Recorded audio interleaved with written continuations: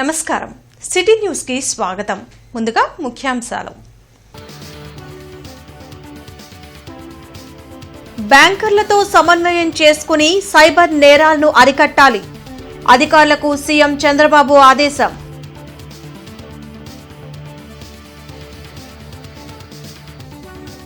Fire, medical and health అధికారులతో collector సమీక్ష. అగ్ని ప్రమాదాలు జరగకుండా పూర్తి స్థాయి చర్యలు చేపట్టాలని ఆదేశం.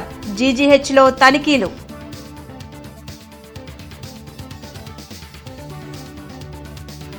నగరంలో పర్యటించిన కమిషనర్ మయూర్ అశోక్ నిర్మాణ వ్యర్థాలను కాంట్రాక్టరే తొలగించాలని స్పష్టం.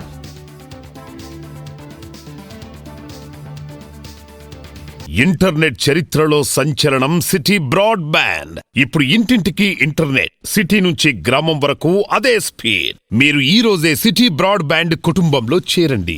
అత్యున్నత స్థాయి కార్పొరేట్ వైద్య సేవలు ఇప్పుడు అందరికీ అందుబాటులో. అత్యాధునిక పరికరాలతో అత్యున్నత స్థాయి వైద్య సేవలు అందిస్తున్న హాస్పిటల్ ఆంధ్ర ప్రైమ్ హాస్పిటల్. 25 సంవత్సరాలుగా గౌతమి గ్రూప్ ఆఫ్ ఇన్స్టిట్యూషన్స్ వారిచే నడపబడుతున్న సంస్థ. స్థాపించిన మొదటి సంవత్సరం నుండి 95% ఫలితాలు సాధిస్తున్న విద్యా సంస్థ Shri Gautami degree and PG college. బ్యాంకర్లతో సమన్వయం చేసుకుని సైబర్ నేరాలను అరికట్టేలా చర్యలు చేపట్టాలని అధికారులను ముఖ్యమంత్రి చంద్రబాబు ఆదేశించారు. సైబర్ నేరాల్లో తక్షణ స్పందన, ఏపీలో నియంత్రణ వ్యవస్థపై సచివాలయంలో ముఖ్యమంత్రి చంద్రబాబు సమీక్షించారు. ఇతరుల బ్యాంకు ఖాతాలను సైబర్ నేరగాళ్లు వినియోగించకుండా చేపట్టాల్సిన చర్యలు, golden hour, AP cyber policy తదితర అంశాలపై సమాలోచన చేశారు. సిఐడి సైబర్ క్రైమ్ విభాగం బ్యాంకర్లతో కలిసి 116 కోట్ల పైచిలుకు మొత్తాన్ని సైబర్ నేరగాళ్ల బారిన పడకుండా కాపాడగలిగామని అధికారులు సీఎంకు వివరించారు.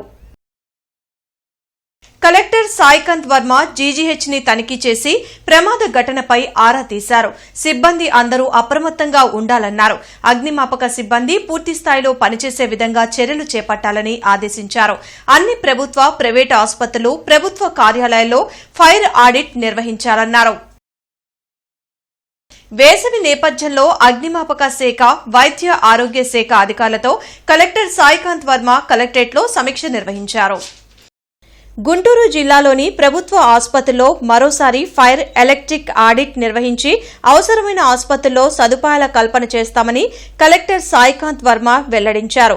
పాత విద్యుత్ సరఫరా వ్యవస్థకు కొత్త పరికరాలు తోడు కావడంతో షార్ట్ సర్క్యూట్ జరుగుతున్నాయని చెప్పారు. రానున్న 15 రోజుల్లో ప్రభుత్వ ఆసుపత్రుల్లో అగ్ని ప్రమాదాలు జరగకుండా పూర్తిస్థాయి చర్యలు చేపడతామని అన్నారు.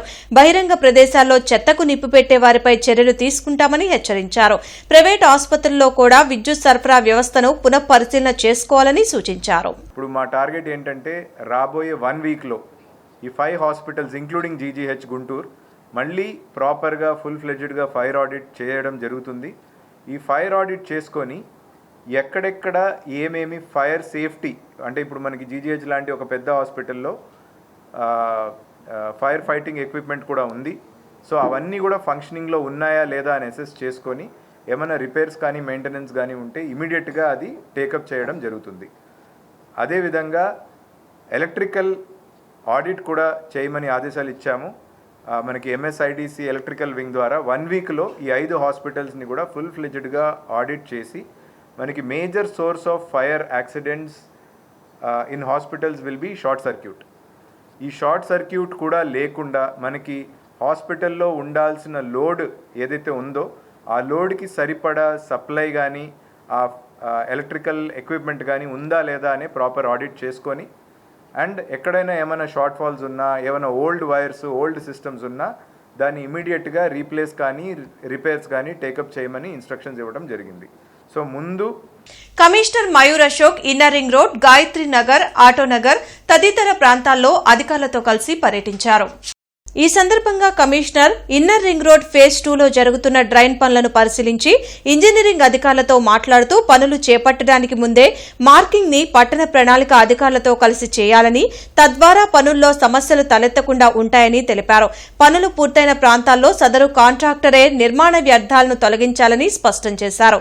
సదరు ప్రాంతంలో నిర్మాణంలో ఉన్న నూతన పార్కు పనులను తనిఖీ చేసి 2 వారాల్లోగా సివిల్ వర్కులు పూర్తి చేయడానికి యాక్షన్ ప్లాన్ ని సిద్ధం చేయాలని డీఈకి తెలిపారు.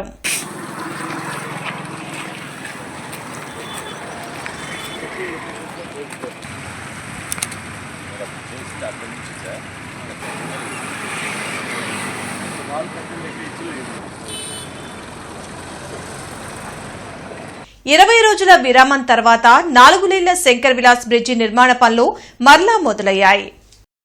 4 లేన్ల శంకర్ విలాస్ బ్రిడ్జ్ నిర్మాణానికి శంకుస్థాపన చేసి సంవత్సరం కాలం పూర్తి అయింది.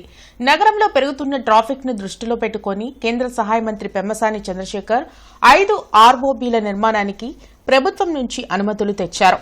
మొదటగా నగరం నడిబొడ్డున ఉన్న శంకర్ విలాస్ బ్రిడ్జ్ నిర్మాణ పనులకు 2025 మే 7వ తేదీన శంకుస్థాపన చేశారు. ఆగస్టులో పాత శంకర్ విలాస్ బ్రిడ్జిని కూల్చివేశారు. అయితే నగరవాసులు ఎదుర్కొంటున్న ట్రాఫిక్ కష్టాలను గమనించిన మంత్రి పెమ్మసాని 2027 జూలై నాటికి బ్రిడ్జ్ నిర్మాణం పూర్తి చేయాలని ఆదేశించారు.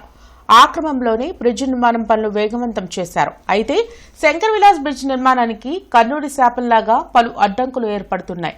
అందుకే సకాలంలో బ్రిడ్జ్ నిర్మాణం పూర్తవుతుందా అని నగరవాసులు అనుమానం వ్యక్తం చేస్తున్నారు. పనులు ప్రారంభించి సుమారుగా ఒక సంవత్సరం గడుస్తూ ఉంది. కానీ నేటికి కూడా పనులు నత్తనడకం జరుగుతూ ఉన్నాయి. కేంద్ర మంత్రివర్యులు ఆ యొక్క బ్రిడ్జికి సంబంధించి శంకుస్థాపన చేసి సంవత్సరం గడుస్తూ ఉంది. కానీ పనులు ఒక 10% లోపలే జరిగింది, మనకి కళ్ళ ముందు కనిపిస్తూ ఉంది. మరొక వైపున అక్కడ పనిచేసేటువంటి కూలీలు ఇతర రాష్ట్రాల్లో జరుగుతున్నటువంటి ఎలక్షన్ల కారణంగా ఎలక్షన్లో ఓటేయడానికి ఆయా రాష్ట్రాలకు వెళ్ళిపోయినటువంటి కారణంగా సుమారుగా ఒక 20-25 రోజుల నుంచి కూడా పనులు మొత్తం కూడా పూర్తిగా ఆగిపోయినటువంటి పరిస్థితి. దాన్ని కేంద్ర మంత్రివర్యులు ప్రత్యేకమైనటువంటి చొరవ తీసుకొని ఈ యొక్క బ్రిడ్జికి సంబంధించిన ప్రత్యేకమైన దృష్టి కేంద్రీకరించాలని చెప్పేసి మేము భావిస్తూ ఉన్నాం. అదేవిధంగా జూలై 2027 కల్లా పూర్తి చేస్తామని చెప్పేసి ఘంటాపథంగా చెప్తున్నటువంటి పెమ్మసాని చంద్రశేఖర్ గారు ఆయన ఇచ్చినటువంటి మాట నిలబెట్టుకోవాలని చెప్పేసి మేమైతే కోరుకుంటా ఉన్నాం. అభివృద్ధి విషయంలో ఒక్క అమరావతిపైనే శ్రద్ధ పెట్టలేదని, విశాఖతో పాటు రాయలసీమ ప్రాంతాల డెవలప్మెంట్కు చర్యలు చేపట్టినట్లు సీఎం చంద్రబాబు వెల్లడించారు. రాజధాని అమరావతిలో కిమ్స్ హాస్పిటల్ వైద్య విశ్వవిద్యాలయం నిర్మాణానికి కేంద్ర సహాయ మంత్రి పెమ్మసానితో కలిసి భూమి పూజ చేశారు. వైద్య రంగంలో ఏఐ వల్ల విప్లవాత్మకమైన మార్పులు వచ్చాయని సీఎం తెలిపారు.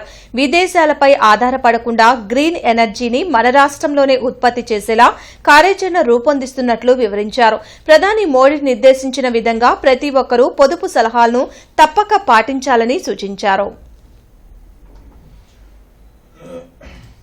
సార్, ఎక్కడి నుంచో మనం కంప్యూటర్లు తెప్పించడం ఏంటి, మేమే అమరావతిలో తయారు చేస్తామని వచ్చారు.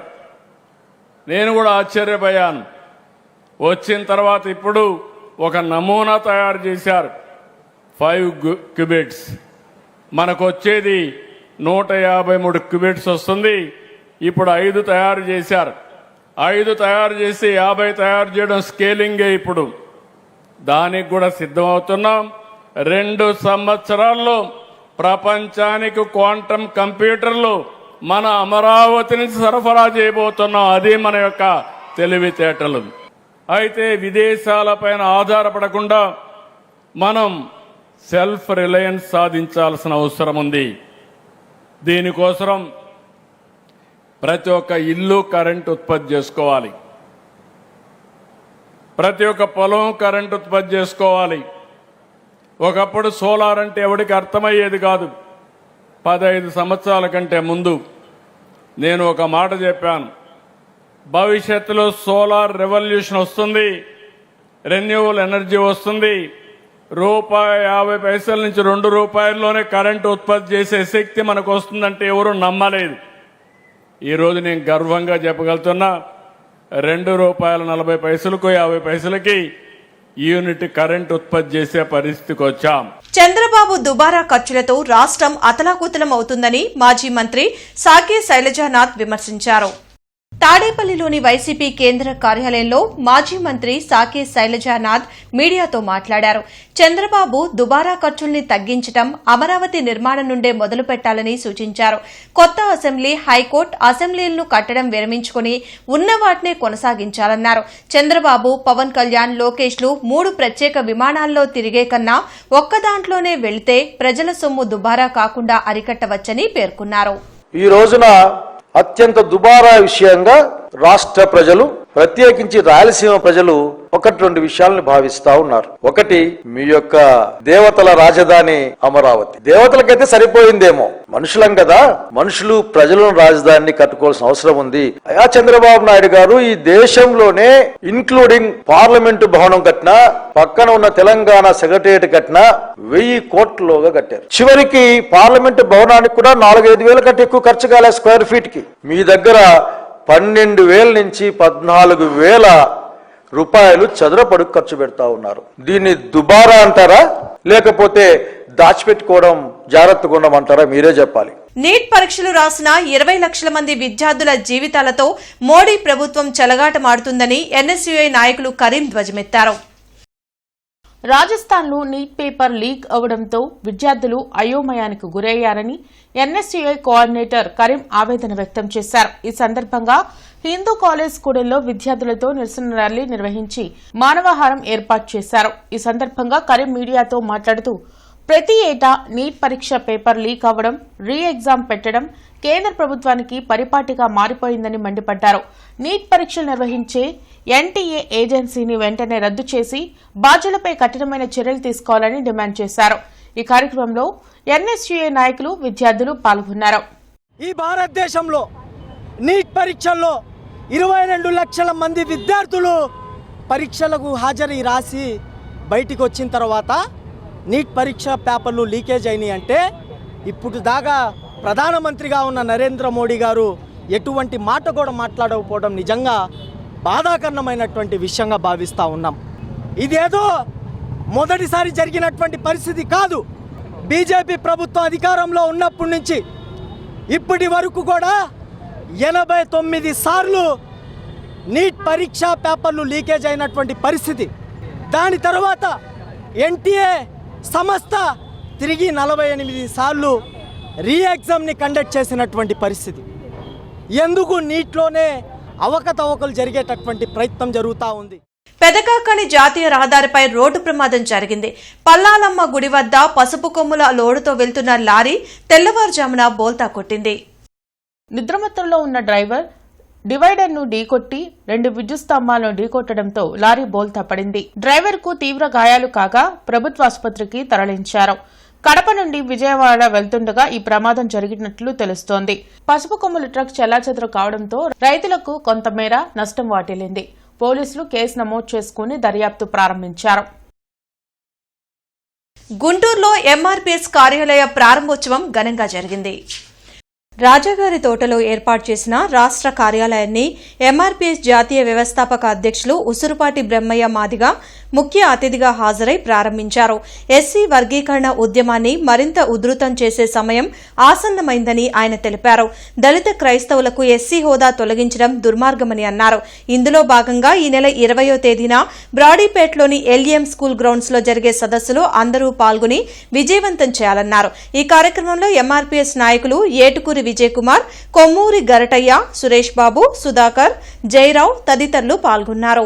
దళితులు క్రైస్తవ మతంలోకి మారితే ఎస్సీ హోదా రద్దవుతుందని చెప్పని సుప్రీంకోర్టు ఇచ్చినటువంటి తీర్పును నిరసిస్తూ ఈ నెల 20న ఎల్ఈఎం గ్రౌండ్స్లో భారీ బహిరంగ సభను ఎంఆర్పీఎస్ మరియు దళిత ప్రజా సంఘాలు, క్రైస్తవ సంఘాల ఆధ్వర్యంలో నిర్వహించడం జరుగుతూ ఉంది.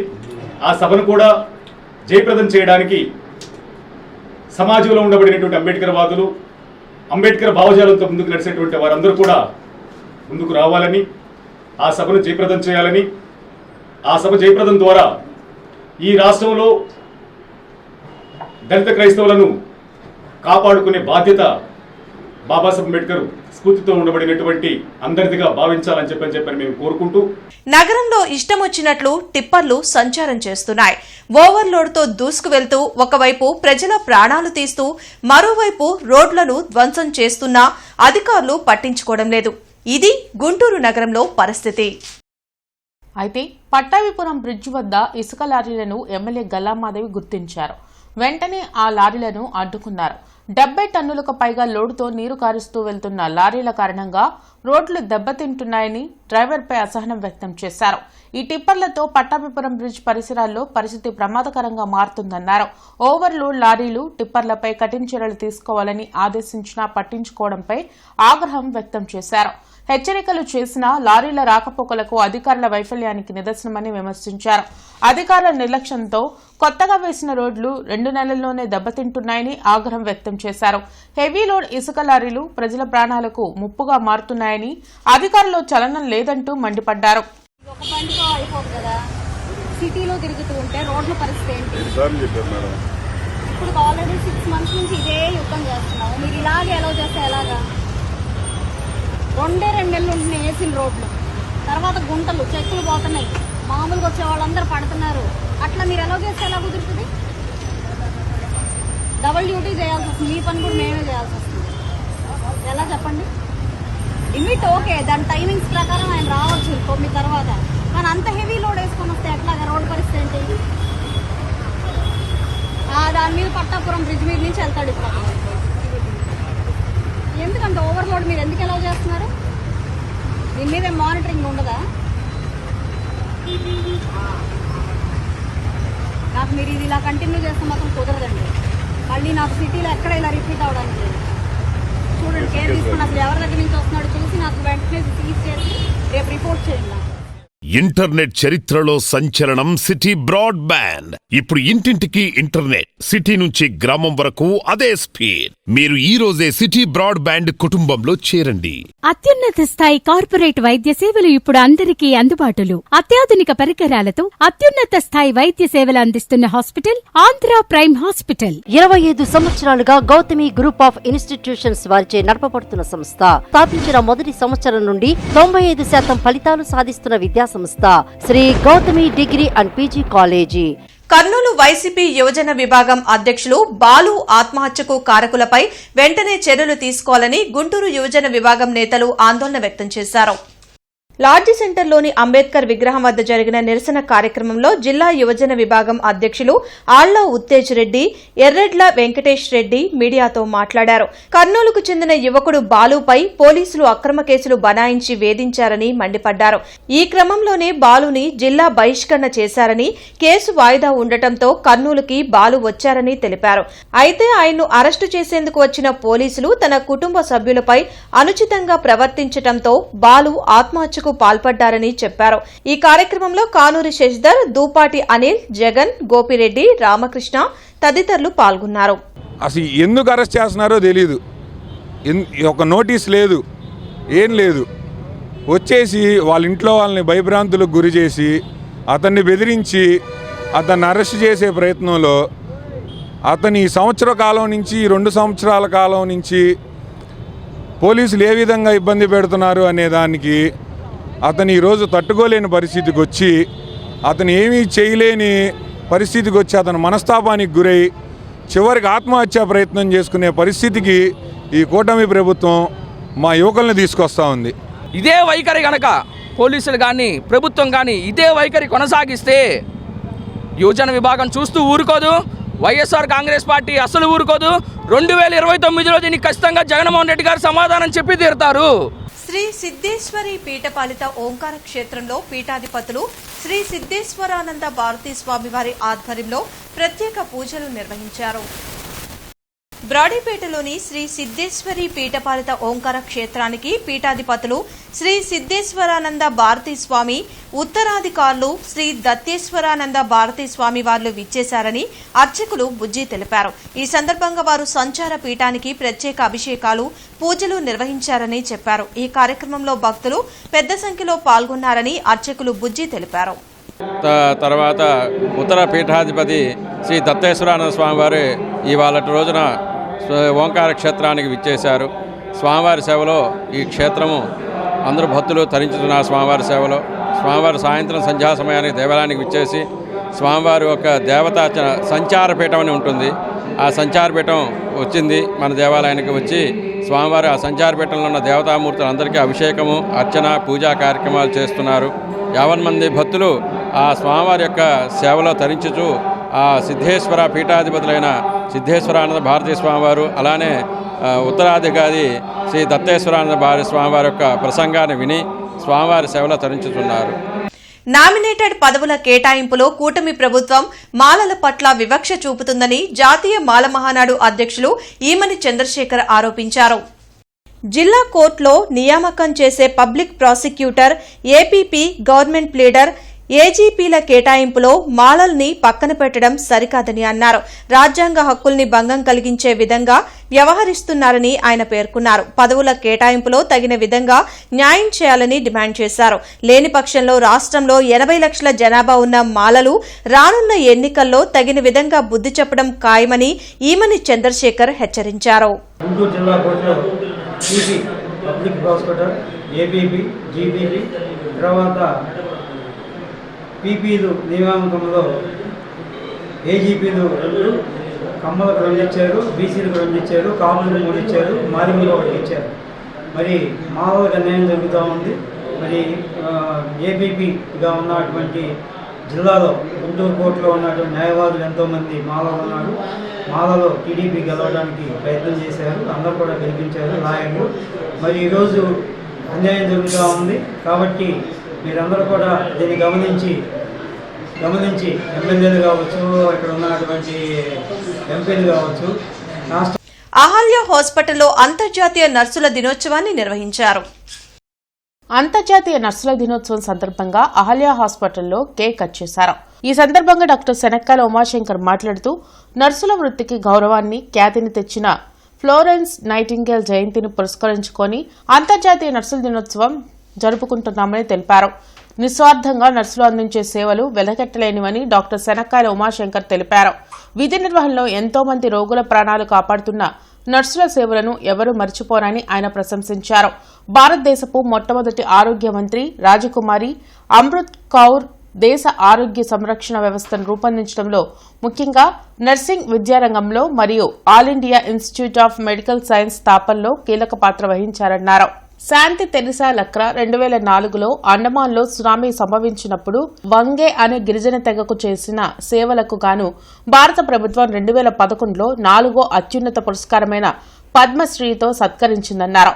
ప్రజల ఆరోగ్య సంరక్షణలో నర్సులు కృషి, సేవ అమోఘమని కొనియాడారు. అనంతరం డాక్టర్ శనక్కాయల రాజకుమారి మాట్లాడుతూ పేషెంట్లను సొంత మనిషిలా చూసుకుంటూ అవసరమైన చికిత్సలో ఆసరాగా నిలుస్తున్న నర్సులు చిరునవ్వుతో, మానవత్వంతో సేవలందించే ప్రతి నర్సుకి హృదయపూర్వక శుభాకాంక్షలు తెలిపారు.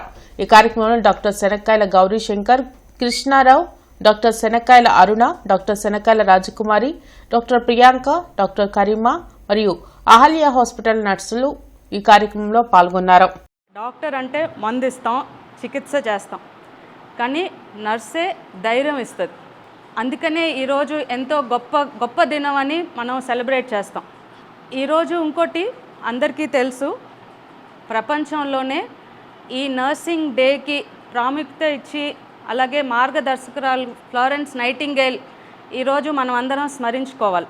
ఫ్లోరెన్స్ నైటింగేల్ ఆ రోజు యుద్ధ భూమిలో ఎంతోమంది గాయపడిన సైనికులకి సేవ చేశారు. రాత్రి పగలు అనేది లేకుండా తన చేతిలో ఆ దీపం పట్టుకుని తిరుగుతూ ఉండటం వల్లనే ఆవిని లేడీ విత్ ల్యాంప్ అని పిలిచారు. అందరికీ తెలుసు, ప్రతి నర్సుకి ఫస్ట్ చెప్పేది కూడా నర్స్ అంటే ఫ్లోరెన్స్ నైటింగేల్ లాగా పని చేయాలి అని చెప్పారు. మాకు వదిలేయండి అని మీరు అంటుంటారు, మాకు వదిలేయండి మేడం మేము చూస్తుంటాం పర్వాలేదంటారు. అంటే ఆ భరోసా, ఆ ధైర్యం, ఒక సింహంలాగా మీరు అక్కడ నుంచుంటే మిగతా వాళ్ళందరూ ధైర్యంగా ఉండగలుగుతారు. సింహం ఉందనుకోండి, అడవికి రాజు, ఇంకెవ్వరు మాట్లాడరు. అట్లా మీరు ఒక సింహం పొజిషన్ తీసుకోగలిగిన సత్తా, కెపాసిటీ ఎవరికి ఉండాలి చెప్పాలి? మీరు ఎవరికి ఉండాలి? Nursing capacity మీకుండాలి.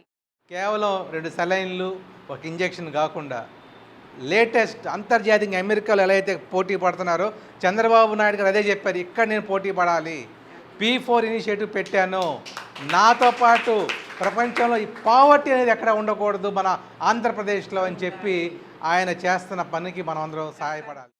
బ్రాడీపేట 5వ లైన్ 17వ అడ్డరోడ్లోని శ్రీ బడబానల ప్రతాప వీరాంజనేయ స్వామి వారి ఆలయంలో హనుమత్ జయంతి వేడుకలు ఘనంగా జరిగాయి. ఈ సందర్భంగా మహాన్యాసపూర్వక మనసూక్త విధానైన రుద్రాభిషేకం, మధ్యాహ్నం అన్నప్రసాద వితరణ, సాయంత్రం సుందరకాండ ప్రవచనం జరిగినట్లు ఆలయ ప్రెసిడెంట్ శ్రీ పన్నాల విశ్వనాథం తెలిపారు. సాయంత్రం 5 గంటల నుంచి 6 గంటల వరకు హనుమాన్ చాలీస పారాయణం, 6 గంటల నుంచి 7 గంటలన్నర వరకు సుందరాకాండ ప్రవచనం జరిగినట్లు ఆలయ ప్రెసిడెంట్ శ్రీ పన్నాల విశ్వనాథన్ తెలిపారు.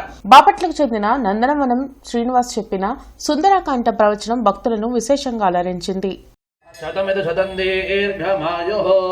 ఆయుర్దా అగ్నే హవిషోదుషాన హృత ప్రతీక హృదయో నిరేధి హృతం దయిత్వా మధుచారుణవ్యం పితేవ పుత్రం విరక్షతా దివో మయి మేధాం మయి ప్రజాం మయజ్ఞస్తేజో దధాతు మయి మేధాం మయి ప్రజాం మయీంద్ర ఇంద్రియం దధాతు మయి మేధాం మయి ప్రజాం మయి సూర్యో. వార్తలు ముగించే ముందు ముఖ్యాంశాలు మరోసారి. బ్యాంకర్లతో సమన్వయం చేసుకుని సైబర్ నేరాలను అరికట్టాలి.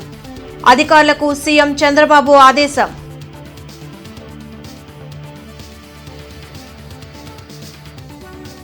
ఫైర్, మెడికల్ అండ్ హెల్త్ అధికారులతో కలెక్టర్ సమీక్ష. అగ్ని ప్రమాదాలు జరగకుండా పూర్తి స్థాయి చర్యలు చేపట్టాలని ఆదేశం. జీజీహెచ్లో తనిఖీలు.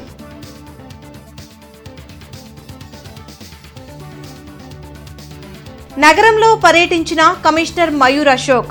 నిర్మాణ వ్యర్థాలను కాంట్రాక్టరే తొలగించాలని స్పష్టం.